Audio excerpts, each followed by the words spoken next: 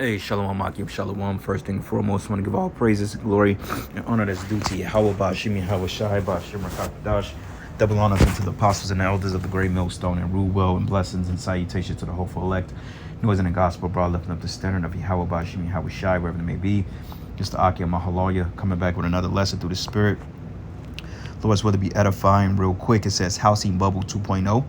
Regional housing markets are beginning to look like they did in 2007. As we know, the collapse of 2007 and 2008 dealt with the housing market that pretty much went boom, okay, which they experienced bear markets, okay, and then before you know it, the collapse came, okay, and then a lot of it was to blame was the subprime mortgage industry, because a lot of times they were selling these unprofitable loans to people that couldn't really pay or buy back out of these residuals, and yet they were charging thousands of dollars on interest, and people were defaulting on loans, which led to a market crisis, which was all set up anyway because they wanted to bail out the big banks and bail out these development companies. So therefore, you had a collapse of 2007 and 2008.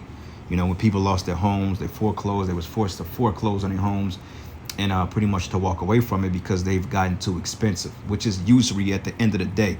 And we know what the scriptures say about usury, okay? When you tax somebody unlawfully, that's considered usury. And like we said, Esau is so much of a devil, he taxes his own people, okay? But if he was spiritual and if he had any type of humility in him, he would have, his society could thrive if he shared the wealth among his people. But that shows you how wicked he is. So fortunately, and I won't say unfortunately, because it was unfortunate for you Edomites, but it's fortunate for us. Fortunately for us, but unfortunate for you, you still got to pay the tab because all of you are a bunch of devils anyway. But it says America's 100 largest housing markets are overpriced relative to fundamentals, find researchers at Florida Atlantic University. And what I also heard, and I came across and I glimpsed, that in certain cases in America that you're not going to be able to share or cohabitate with somebody unless you're quote unquote legally married. Like, what the hell? Okay, and you're already overpricing the rents. Rents are going up all across the board. People are paying outstanding amounts in bills to the point that they're only going to work to pay bills. They can't do anything. They can't have any leisure or anything like that because, like we said, Klaus Schwab said it. He said that, hey, you will own nothing and be happy about it. So they're ridding people out of their fortunes, man. Okay, like if you got equity in a house, at a point in time, your house was considered an investment. Still is, but at a time you can live off the house because if you decide to sell it, you can withdraw the equity, and then you can have your couple of coins in the bank to buy another house. But now they're doing all that shit. They're liquidating everything, and now people are forced to sell or foreclose, and it's gonna happen again. Okay, so they say right now is a buyer's market. Okay, or you got a bear market, but a buyer's market. Yeah, you can buy, but then again, who's to say that you're gonna be able to withhold it or sustain? Because now they're putting anybody in. You can have a credit score of 500 and get a house, but are you going to be able to afford it at the end of the day? Okay, because this dollar is collapsing, and that shows you how Esau dealing with usury is leading to ultimate economic collapse because it's their job to do away with the dollar so they can bring in a digital infrastructure. Okay, so it says when the U.S. housing bubble burst more than a decade ago, it brought the global economy to its knees, and it's happening again. It says it turned out that the multi-year housing boom through the early 2000s was hiding skeletons, okay? And you got people out there that they kind of predicted, they see the forecast, they know the trends, they know the stocks and trends and so forth. So, you got guys like Alex Trebek. You had this guy, what's this guy's name? Rand Paul, a couple of these other dimwits that kind of know about the housing markets, and they can kind of go into it and tell you of foreseeable trends because they've seen it happen in the past, and they're claiming that what happened in 2007 and 8 is going to be cakewalk compared to what type of market crash we're getting ready to experience. So brothers, man, this is the time that the Lord is getting ready to judge this place. Sooner or later we all going to be forced out of our homes and forced to fend through the spirit because this shit is temporal, man. All right, but it says home buyers driven by fear of missing out on home price gains were stretching themselves well beyond their financial means, which is stupid Americans, right? It says in zealous lenders were giving out mortgages, or better put, subprime mortgages, like I went into, to folk who historically wouldn't have qualified. But see, this is the problem I have with this. Okay, everything is a credit-based system, okay? For one thing, credit, it doesn't exist. Credits is mere just numbers on an algorithm that's fabricated. It's not there. I always give the example when you want to go buy a vehicle, right? You go to the bank, or the best way to do is to go to the bank. The bank would give you a check, or they can wire you the money, however you want to do it. Now, if you go to a dealership and they finance you for 10 grand, you never see that actual $10,000 in your hands to finance the vehicle. Why? Because it's numbers on a computer, man. It don't exist. And it's the same thing about these inflated mortgages. What happens is when people buy or they're locked into a 30-year loan, a lot of times what they don't tell you is the fact that, that can fluctuate depending on the trends of the economy. So if you have a bear market and a housing bubble is getting ready to collapse, they can by default raise the prices on your mortgage, man, which is going to force you out of that home. Okay, and this is what Esau don't tell people. Like I was hearing people say a while ago, I'm locked into a 30-year fixed mortgage. Okay, it's fixed to a certain degree, but when it's time to sell, they're going to go up on the price. Okay, and they can do it as much as they want. Like if you're in the market for high demand on property, they can easily say, well, you know what? This property has a higher demand on it, so we can fucking price mark this up 15% and make money, because it's all about usury, man. These markets are controlled. When you're in the mortgage industry, like my grandfather's a real estate broker, okay, and you break it down. You're like, well, look, man, you know, you can sell a house. We could rehab 13 houses a year and sell them on a market. We can put 20, 30 grand in those houses, and we can sell them at $300,000 a piece, and we'll make money off that. Easy, you know, easier said than done, but it's the point. Okay, real estate was the ultimate come up, okay, because hey, you can play with the prices, and if people are desperate enough, they will buy. Okay, and that's the predicament that these people are in. Okay, which is it's done now, you know. And if you a Jake and you got a decent price, then hey, they gonna try to buy you out your house. If they want it bad enough, hey, they'll buy you out of it. Like if Jake paid 90 bands for a crib, and over time the equity goes up, your house may be worth 120,000, and then Esau may come around. He may send some representatives to your home and say, look, we can buy you out. Hey, you want my house? Hey, give me $345,000, man. You can have it. All right. Because I mean, at the point, it's just what it is. You can do that. You see, like back in the 50s and the 60s, you had what they call those brownstone homes. You can find them in New York, Chicago, Detroit. Okay, nice homes. In the 40s and 50s and 60s, houses going for $40,000, $50,000. Now, an average brownstone is going to run you 225 bands. Easy. Okay, like the house my grandmother lived in, she could have got that house back in the 60s and 70s probably for $30,000, $40,000, 50, because that's really what it's worth. Okay, the brick foundation, the concrete layout, those things, very durable houses, nice houses, better than the ones, this $500,000 shit they're putting on the market. Like I was driving today and I came across an area they were building houses. They said that these houses go from anywhere between $500,000 and $1 million home. A fucking $1 million home that ain't nothing but a slab of concrete to keep the foundation, and then wood and fucking plaster. Okay, it ain't even real brick and mortar. That's sustainable, man. You pay $1 million from a house, and yet a tornado come through and throw that motherfucking house, man. Okay, because you Americans, you don't understand. You don't understand usury. You don't understand money. That's the reason why you getting ready to fucking fall. But anyway, it says, or better put subprime mortgages to folks who were historically wouldn't have qualified. But it says, as that credit rushed in, it helped to drive the housing market boom. But it says, however, the housing market corrected those bad loans, created a foreclosure crisis that took many of the nation's biggest financial firms like Bank of America, Citigroup to brink. And that was all done by design, because they really just want a particular what do you call it? The Federal Reserve, where they want a particular overseer of all this stuff, man. So they want to kind of monopolize everything into like one big corporation. So that's the whole point. That was all staged. It says, but fast forward to today, where the U.S. housing market is once again going through a historic housing boom. It says over the past 2 years, the U.S. prices or home prices are up 34.4%, including a 19.8% jump over the past 12 months. That's a fucking massive hike in over a year, due to so-called inflation. And another thing too, how they get you people, and Salaki, I'm ranting, I'm gonna get into the precepts, but another thing how they get you people out here too is the fact that they quote unquote give loans to quote unquote unqualified people. They tax you to death. But my thing is this: if a guy have a credit score of 500, right, apparently he's a high risk, right? Well, how about you sell at home to that guy cheaper?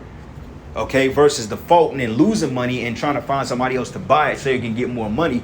But instead, if you put the house at a cheaper price, that a guy that's defaulting on his loans all the time, probably because he can't afford it, because you put him in a crunch situation, so he's gonna have to find a way to live. How about you lower the price so you can get some money? But see, the devil doesn't think logically like that. If I know that a person is struggling, why the hell would I put more stress and fortitude upon this person that can't pay? Okay, well, we're gonna tax you more and more and more because you can't pay. Well, you fucking yourself, you know? And that's the reason why this society is getting ready to crash, man. It's just a big joke, man. Okay? But anyway, it says the 12-month hike is more than 4 times greater than the historical annual average of 4.6% posted since 1987. It says it also is well above the largest 12-month price jump, 14.7%, posted in the years leading up to the 2008 financial crisis. Oh, shit. It says, but our ongoing housing boom has more economists pondering the most feared word in real estate, a bubble. We're in a bubble now. In March, researchers at the Federal Reserve Bank of Dallas sent chills down the spines of home builders and real estate agents when they released a paper titled Real-Time Market Monitoring Finds Signs of Brewing U.S. Housing Bubbles. Bet you didn't know that. It says the Dallas Fed researchers found home prices were becoming detached from economic fundamentals, household incomes. But however, if a housing correction does come to pass, the Dallas Fed researchers don't think it will cause the macroeconomic issues like we saw from the last bubble. But unlike the last go around, they write, household balance sheets today appeared in better shape, and excessive borrowing doesn't appear to be fueling the housing market boom. But that said, some regional housing markets could be in a full-blown housing bubbles. But at very least, many markets are priced exorbitantly compared to what local income levels can support. So people are they're gonna defy it on it anyway because they can't afford the shit. Okay? It says the most overpaid or overpriced markets in Boise by 70% are Austin, Ogden, Utah, which is at 63%, Las Vegas 60%, and Atlanta 60%. And let's not go to New York. Let's not go to LA, okay? And fucking California, the average house is at least $1 million. Okay, so let's not go there. But it says those places have all seen an influx of new residents amid the pandemic's work from home anywhere boom. But in that part, it explains why home prices there have been soared well above what local incomes can afford. It says it also raises the question, if a 2023 recession does come and employers finally have the economic power to force staffers back into the office, will the housing markets be at a higher risk of home price correction? Because it's going to default, man, okay? Even Biden, this crook, said that next year we're going to expect a recession. Look, dude, we're in the depression. No matter how good you try to cookie cut it, look, man, we are in a freaking depression, man, all right? Proverbs 28 and 8. Oops, slack you. I mean to do that. So this is the book of Proverbs 28. Not 27, 28. When did I get 27? I meant Proverbs 28, slack you. Moving too fast. Let's get that precept real quick, because this society, your economy is done, man. Okay? So it says here, he that by usury and unjust gain increaseth his substance, he should gather it for him that will pay to the poor, right? Because all this wealth that you stole, like this big wealth gap, since this whole scan, you know what, kicked off back in 2020, that big wealth gap, I'm going to say this guy, Jeff Bezos, probably made 100 billion more than what he did then. At that point, he was 91.1 billion. He was making that, he was a 91 point something billion dollars a year. Now this motherfucker's at 181 billion dollars. Okay, Zuckerberg, Soros, what's his other guy named, Elon Musk, Bill Gates, or you know, the gates of hell, whatever you want to call them. That wealth grab, which the 1% pretty much stole from the 99%, which is us. Because, hey, we're the ones that's keeping the society afloat. When things get expensive, when they building up new developments and all that other stuff, guess who's going to pay for it? The people, okay? They may get a $3,000 tax, a $3 million tax write-off, okay? And they may get the funds from the government, but guess who's going to be taxed to death? We are, because rents are going to go up, food is going to go up, taxes are going to go up. That way the government is going to quadruple that price over a course of years. Okay, like a business, they may say, well, look, over the course of 6 years, if we put 250 billion up right now, over the course of 6 years, we've been to quadruple that. So let's go ahead and invest in that. That way, in 6 years down the line, we'll probably be at 600-700 something billion just off the investment that we made, because our returns are gonna, or our investments are gonna bring back the triple the returns, man. And that's how Esau works. Okay, it's not that he's smart, it's just a formula that they follow. It says that he should gather it for him that will pity the poor. Okay, like the scriptures say, you're not supposed to deal with usury, man. Okay, so all the riches, all the gold you stole, hey, all this shit, the hoarding, the food, that's all we tell brothers, man. Yeah, get you extra. But overall, bro, when we on the prowl and we on the run, the Most High got these Edomites prepping that shit for us, man. That's for us. We ain't got to do a damn thing. We ain't got to do nothing but just sit back and prophesy and do what the hell we supposed to do. The Lord gonna take care of us, man. Okay, you got Edomites with wine cellars bigger than my apartment, full of food and raiment, wine, whiskey. We gonna be straight, man. Because the government ain't gonna come in and confiscate all that shit. They gonna be too busy fighting the civilians. And while they're fighting, Lord's will, hey, we gonna navigate around that.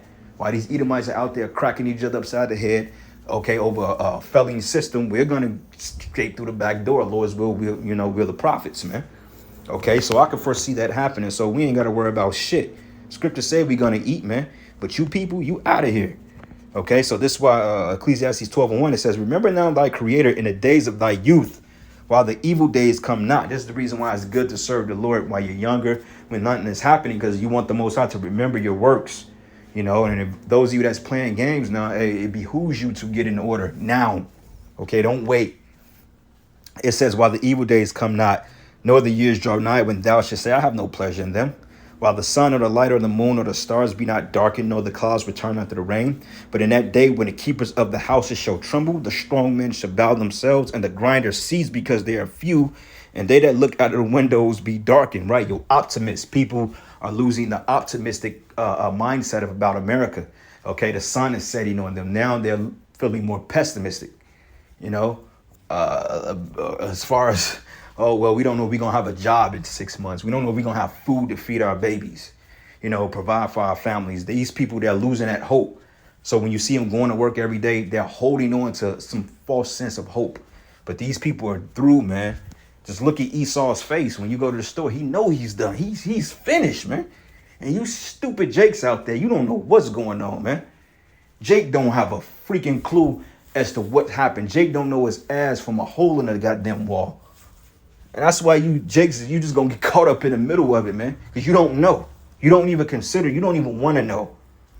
If it ain't Megan Thee Stallion or what's this other thing named Cardi B, or all this other fucking superficial stuff that you Israelites like to look at, if they ain't making a statement, then you don't give a damn.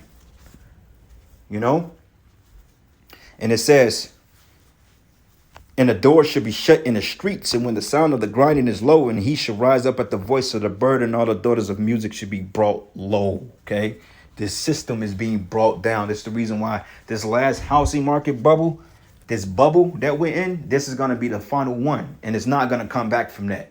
It ain't gonna be no belling out, okay? Because this is a power grab, man. Okay, Esau wants to bring everything under this NWO domination. It's a domino effect. Okay, once this dollar collapse, it ain't coming back. Okay, that greenback, you can forget about it, man. Okay, and in order for you to have some type of fighting chance in this system, which is not gonna be much, but you're gonna have to take that charagma. Okay, and that's the only how you're gonna be able to own a house for the short time that you have, because once the charagma is instituted, you better believe that World War III is going to be in the news. Okay, it's already going to be in talks. Okay, so it says also, when they should be afraid that which is high, fear should be in the way, and the almond tree should flourish, and the grasshopper should be a bird, and desire should fail, right? Because people are going to lose hope. It says, because a man goeth to his lone home, and the mourners go about in the streets. Or even a silver cord be loose, or the golden bowl be broken, or the pitcher be broken at the fountain, or the wheel be broken at the cistern, okay? Because it ain't going to be any work here. And the money that you people have accumulated, your wealth, is going to be taken from you. Because once they deplete the accounts, you people are going to be trying to run at ATMs, Okay, escrow accounts want to withdraw, liquidate your funds from your house. And like, bro, this is going to be done. You ain't going to have access to shit. Okay, that 200 bands you got in the bank, man, please, you ain't going to get that out. You ain't getting that. Okay, I think they only liable to pay you what 10% of that. So what, you may get 2,500 if you're lucky. Other than that, you ain't gonna get nothing, man. And you people are gonna lose it. It's gonna be a lot of suicides in that day. Okay. Isaiah 24, and I'm gonna start at verses 7. It says, "The new wine mourneth in the vine language, and the merry hearted do sigh." Okay, all you proud people, you thought you had a chance here in Babylon. Nah, you getting ready to sigh. You women out there that was proud against your men, you done cut your men off or pushed them away, or he broke up with you for your behaviors. And you women are getting ready to be fucked up out here, man. Man, what we supposed to do? Nah, bro, we told you. All right. It says, "And the mirth of the tablet ceaseth, and the noise of them that rejoice ended." Right. All your club hopping, all your wild girl summers, all your Brazil, your cocoon trips. I'm gonna go to Cancun this summer. Here you got a bitch that's fat, 300 pounds, but yet she hop a funky ass in the gym for a couple of months just to lose weight for the summer for a 3-day weekend just to get fat again. Just stupid and vanity dumb shit. You know? Here this bitch ain't been in the gym or even did a push-up or a sit-up all goddamn year. But when it comes time for TikTok and Snapchat on a 3-day weekend that you winging, that you actually perpetrating, and all of a sudden now you want to try to get a six-pack. Man, if you don't sit your ass down somewhere. All right? But it says here, "The noise of them that rejoice ended, and the joy of the harp ceaseth. And they should drink wine, should not drink it with a song. And strong drink should be bitter to them that drink it. And the city of confusion is broken down, and every house is shut up, that no man may come in." Okay, because like I said, man, there's going to be a lot of foreclosures here. From now up until the next year, there's going to be a lot of people that's foreclosing on houses. And the crazy part about it is they're building up houses left and right. I mean, they're building up sections. Like I said, man, if Esau had another 40, 50 years, he would literally destroy every farm and build up businesses. Because he don't want any farms here. He don't want people to be self-sustained, okay? He wants to have factory farms. He wants to grow lab meat inside of a damn factory, man. Okay? He don't want agriculture and farming. He don't want that no more. It don't benefit him because he needs to be able to control you, okay? And it says here, "And there is crying for wine in the streets, and all the joy is darkened, and the mirth of the land is gone." Okay, and the city is left desolation, and the gate is smitten with destruction. Okay, your cities. All right, so anyway, I'm gonna end it there, giving all praises and glory and honor that's due to Yahweh, Ba'ashim Yahweh Shai, Ba'ashim Kakwadash, double honors unto the apostles, the elders of the great millstone. Blessings and salutations to the whole elect. And with that, shalom, until the next video. Shalom.